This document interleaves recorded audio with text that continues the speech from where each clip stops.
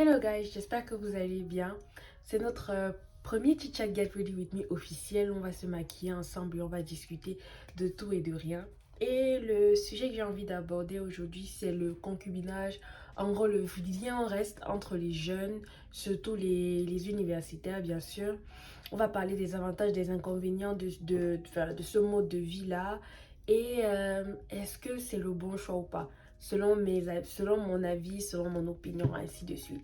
Donc, n'hésitez pas à liker, à commenter et à partager la vidéo au maximum et restez scotchés pour la suite. Voilà, bisous.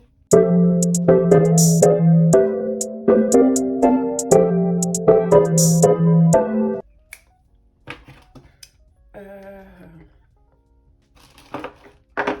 So yes, comme vous pouvez vous apercevoir, j'ai déjà commencé à plaquer mes sourcils. J'ai déjà plaqué mes sourcils. J'utilise la Got2b, la jaune. Bah, les sourcils, ils durent toute la journée. Même dans l'eau, les sourcils sont toujours vivants. Les sourcils sont debout. Bref, donc j'ai déjà commencé à plaquer mes sourcils. Et maintenant, je vais concealer avec vous. J'utilise la Too Faced Concealer en shade Chestnut. Donc bref, je pensais qu'on pourrait aborder le sujet du concubinage aujourd'hui parce que beaucoup de jeunes qu'on connaît, des personnes même qu'on connaît autour de nous, se retrouvent dans des, enfin, pas situations, mais en fait décident de se mettre ensemble, de décider de vivre ensemble sans officialiser quoi que ce soit, enfin au niveau peut-être religieux ou bien mariage à la mairie. Bref, ils ne se marient pas et décident de vivre ensemble. En général, ils prennent un appartement à deux, etc., etc. Et moi, je pense que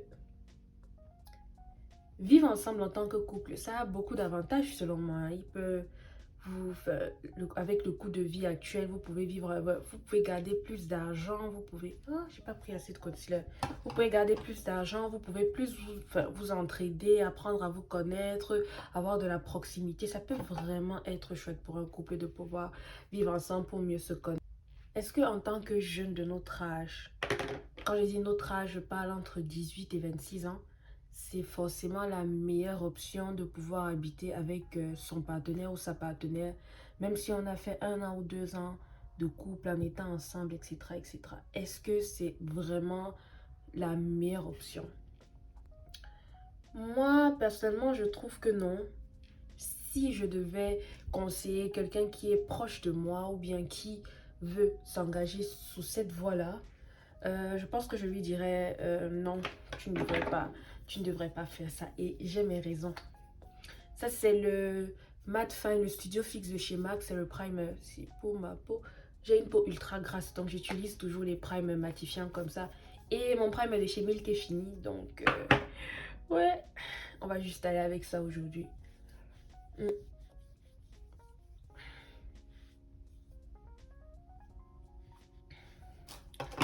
Je disais tantôt que pour moi, c'est pas toujours la meilleure option d'habiter avec son partenaire. Pourquoi est-ce que je dis ça? Généralement, on se découvre encore. Nous sommes à une phase où on se découvre et il est crucial d'avoir son espace à soi pour pouvoir mieux se découvrir. Et quand on va déjà s'engager à rester ou à vivre avec quelqu'un qu'on a connu, qu'on connaît, enfin, une personne de notre âge, tout en étant aussi jeune, en fait, c'est une façon un peu de fermer nos options. Et je ne dis pas que quand on est en couple, on doit tromper ou bien quoi que ce soit, mais la vingtaine, le début de vingtaine, c'est l'âge de la découverte. Et je pense que tout jeune, enfin, tout jeune devrait normalement à cet âge-là essayer de discuter avec le maximum de personnes, vivre le maximum d'expériences. Et pas que tu ne peux pas le faire avec ton ou ta partenaire, juste parfois, tu as besoin de le faire tout seul. Il est crucial que tu puisses avoir cet espace-là pour que tu puisses découvrir la vie de toi-même, par toi-même et comment est-ce que ça fonctionne. Donc, en fait, moi, ça, c'est l'une des raisons principales pour lesquelles je pense que l'idéal, c'est d'attendre d'être suffisamment mature en âge et de même pouvoir se marier avant de décider en tant que femme ou en tant qu'homme de pouvoir habiter ensemble. Ça, c'est l'une des premières raisons que j'ai. Je vais rajouter un peu de concealer ici parce que là, ça, c'est pas... Il n'y en a pas assez.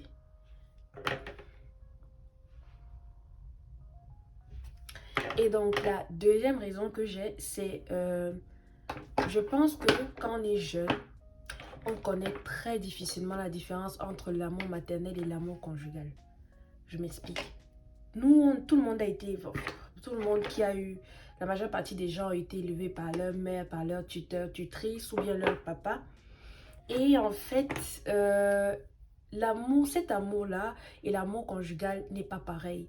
Et en fait, le premier réflexe souvent, oh j'ai oublié de dire, c'est la baking powder de chez Huda Beauty en shade Cherry Blossom. Et en fait, euh, comme je disais tantôt, la majeure partie du temps, quand les couples, quand les gens décident de se mettre en couple, ils confondent l'amour conjugal et l'amour maternel. Parce qu'ils viennent de sortir du foyer de leurs parents. C'est comme ça que leurs parents leur ont appris que l'amour se manifestait. Du coup, ils manifestent l'amour envers leur partenaire comme si c'était sa mère ou bien son père. Et ça s'applique principalement aux femmes. Les femmes ont souvent tendance, leur début de couple, de materner les hommes. Là, c'est le blush de chez Rare Beauty. Je sais pas quel shade c'est. C'est Joy. Et en fait, les femmes ont souvent ultra tendance à materner les hommes. Et en fait, comment expliquer ça? Elle va lui faire à manger, elle va préparer son sac. Bon, ça, c'est le travail d'une femme. Mais en fait, la façon de réagir avec son partenaire à elle, on aura l'impression que c'est sa mère. La façon dont elle va contrôler les choses, on aura l'impression que c'est la mère du garçon, alors que non, c'est que sa copine en fait. Mais ce n'est que ce qu'elle connaît. Tu es une jeune femme, tu sors de la maison de tes parents. C'est comme ça que ta mère t'a appris à aimer ou ton père t'a appris à aimer. Tu ne sais pas que, ah, je vais diminuer, j'ai trop mis le blush. C'est comme ça que ta mère t'a appris à aimer, que ton père t'a appris à aimer. Et en fait, tu ne connais pas autre chose. Tu ne connais que ça. Du coup, en fait, le premier réflexe que tu auras, ce sera de manifester cet amour envers ton partenaire de la même façon. Mais est-ce que c'est vraiment comme ça que tu dois aimer une personne? Et c'est pour ça, en fait, que beaucoup de cas, elle va te dire que non, j'ai construit le mec, on s'est battu ensemble. Et après, il m'a quitté, il est parti vers sa femme maintenant. C'est que, en fait, parfois, le mec qui est en face de toi, il n'est pas prêt. Ça, c'est le job backstage en shade. C'est quoi? 4,5W, je sais pas si vous voyez bien. C'est le Dior. Ouais, c'est mon fond de teint. Et en fait, comme je disais tantôt, non seulement vous ne connaissez pas cette différence-là, mais souvent le partenaire en face de vous n'est pas encore suffisamment mûr. Ça peut être la femme comme ça peut être l'homme. Et généralement, c'est souvent l'homme parce que la femme a tendance à grandir plus vite que l'homme. Et en fait, tu te retrouves la fille se retrouve dans une situation où le mec en question... Putain. Oh, j'en ai trop mis. J'en ai trop mis. Je bavade et je rate mon maquillage. La fille, en fait, se retrouve dans une situation où elle te dit je l'ai aimé toute ma vie, j'ai pris soin de lui, on a grandi ensemble et après, quand il a eu l'argent, il m'a laissé. C'est souvent parce que justement, la personne avec qui vous choisissez de vous mettre ou bien de vivre avec n'est pas souvent prête. Et ça, c'est le cas de la majeure partie des hommes. Un homme est prêt souvent à se marier entre 28 et 29 ans. Et généralement, la majeure partie des jeunes qui se mettent en couple et qui décident de vivre ensemble, l'homme n'a pas encore atteint cet âge-là. Donc concrètement, il ne sait même pas encore ce qu'il veut, que vous êtes déjà ensemble. Et l'ennui, c'est que souvent, la femme, elle a tendance à... La femme a tendance à se consacrer entièrement à son couple.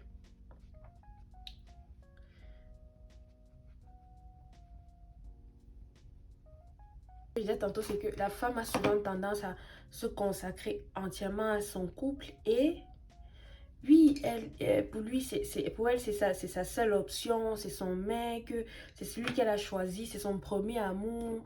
Et elle est encore dans le fairy tale. Elle ne se rend pas compte en fait que le mec en face d'elle, il n'est pas encore prêt pour être un mari.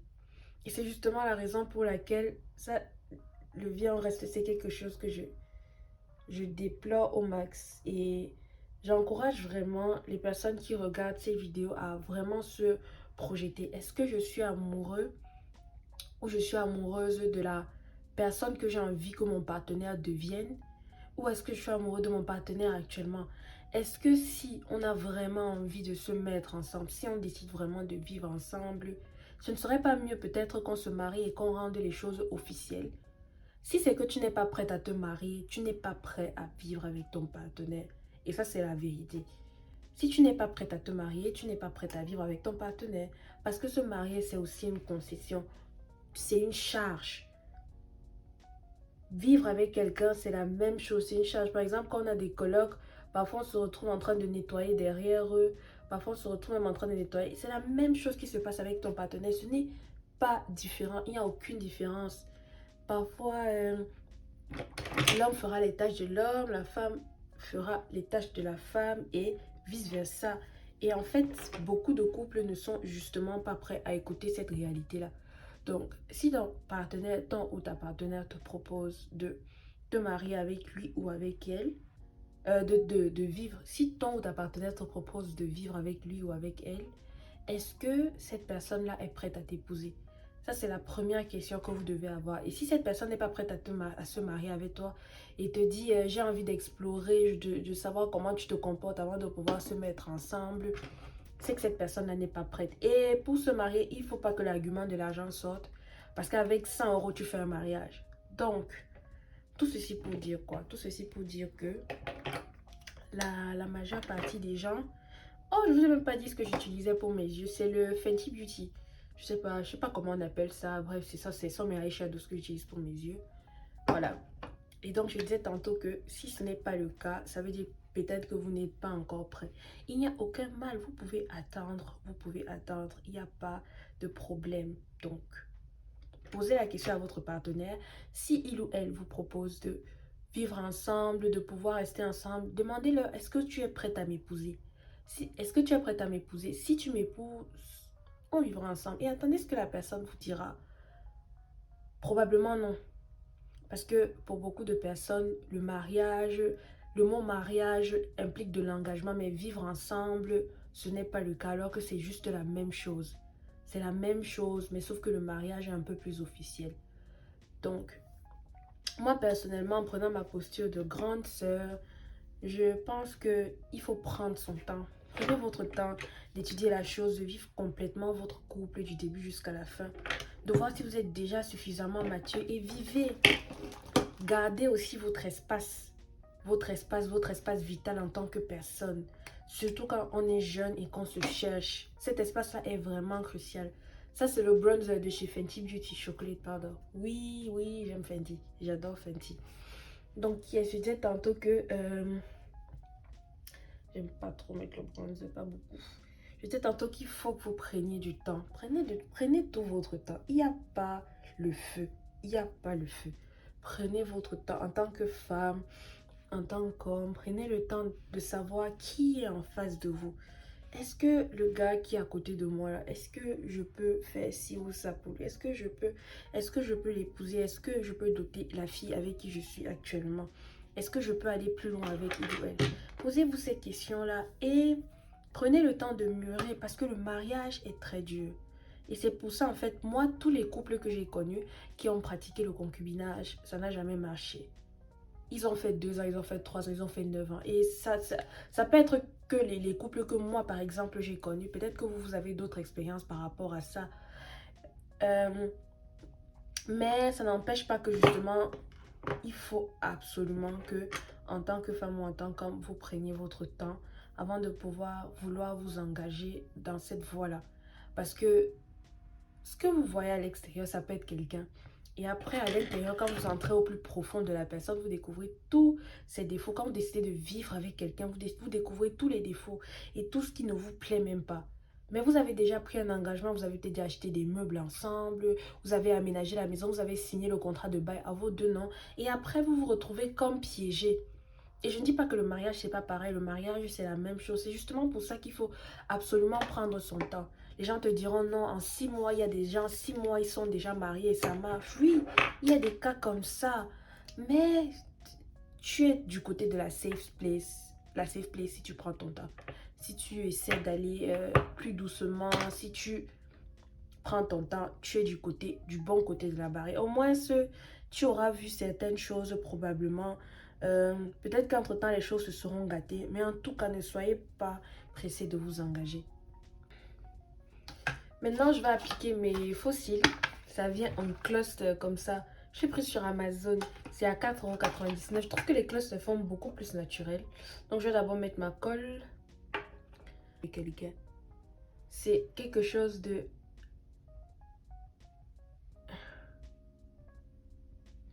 C'est quelque chose d'ultra compliqué. Ça nécessite beaucoup de temps et de réflexion. Donc franchement, si vous voulez vous mettre en couple avec quelqu'un, prenez votre temps. Il n'y a pas le feu. Il n'y a pas le feu. Hum, vous êtes jeune, vous êtes plein de vie, vous êtes jeune, vous êtes plein de vie, vous dégagez beaucoup d'énergie. Prenez votre temps. Prenez votre temps par rapport à l'amour. Prenez votre temps.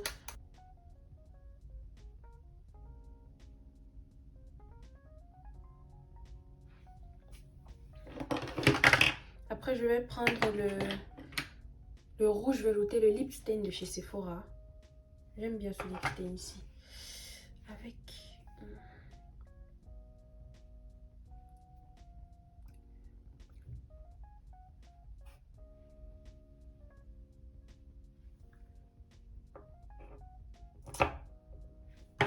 Enfin, je pas avec le gloss.